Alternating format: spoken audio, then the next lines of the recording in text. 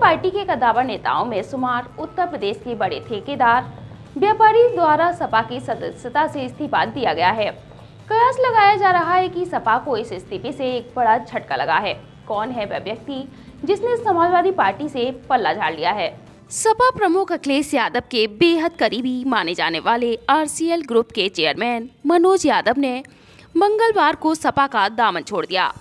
उन्होंने सपा में पारिवारिक कलह अधिक होने के साथ ही स्थानीय स्तर पर नेताओं द्वारा एक दूसरे की टांग खींचने का आरोप लगाया है।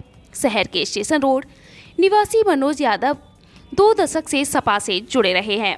वे 2016 में सपा के टिकट पर घिरोड के ब्लॉक प्रमुख भी रह चुके हैं। इसके बाद उन्होंने सक्रिय राजनीति से दूरी बना ली थी। वे पर्दे के पीछे से ही सपा की मदद कर रहे थे। उन्हें अखिलेश यादव का बेहद करीबी माना जाता है।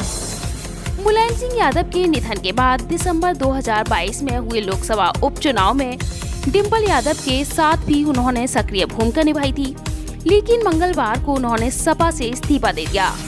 उन्होंने कहा कि सपा अब जनता के लिए काम नहीं कर पा रही है। साथ ही उन्होंने यह भी कहा है कि प्रधानमंत्री नरेंद्र मोदी के नेतृत्व में देश आगे बढ़ रहा है, बिना किसी पक्षपात के काम किया जा रहा है। उनकी कंपनी के पास भी 5000 करोड़ से अधिक के काम है। हालांकि वे भाजपा में जाएंगे या नहीं, इसका उन्होंने अभी खुलासा नहीं किया है। मनोज यादव के सपा छोड़ने से जिले में पार्टी को झटका लगा है। सपा नेता मामले में कुछ भी बोलने से बच रहे हैं। उन्होंने बात करते हुए क्या कुछ बताया, यह जरा आप भी सुनिए। सर, समाजवादी पार्टी के प्राथमिक संस्था से इस्तीफा दिया है। अब क्या कुछ खास वजह हो गई जिसके चलते इस्तीफा देना पड़ गया? एक्चुअली घर में अब अंदरूनी कलह की वजह से यहाँ पार्टी के मैनपुरी स्तर पे काफ़ी गुट बने हुए हैं और नेता जो हैं पार्टी समाजवादी पार्टी के, वो पब्लिक का काम न करते हुए एक दूसरे की टांग खिंचाई करते रहते हैं, जिससे व्यथित होकर ही मैं यहाँ से इस्तीफा दे रहा हूँ। अब आप तो बड़े स्तर पर व्यापार भी करते हैं, समाजवादी पार्टी से ब्लॉक प्रमुख भी रहे, अखिलेश जी के काफ़ी करीबी माने जाते हैं, तो कोई ऐसा रास्ता नहीं निकला कि इस्तीफा न देना पड़ता? एक्चुअली अखिलेश जी हमें राजनीति में लेके आए थे, उनकी वजह से मैं ब्लॉक प्रमुख भी बना था।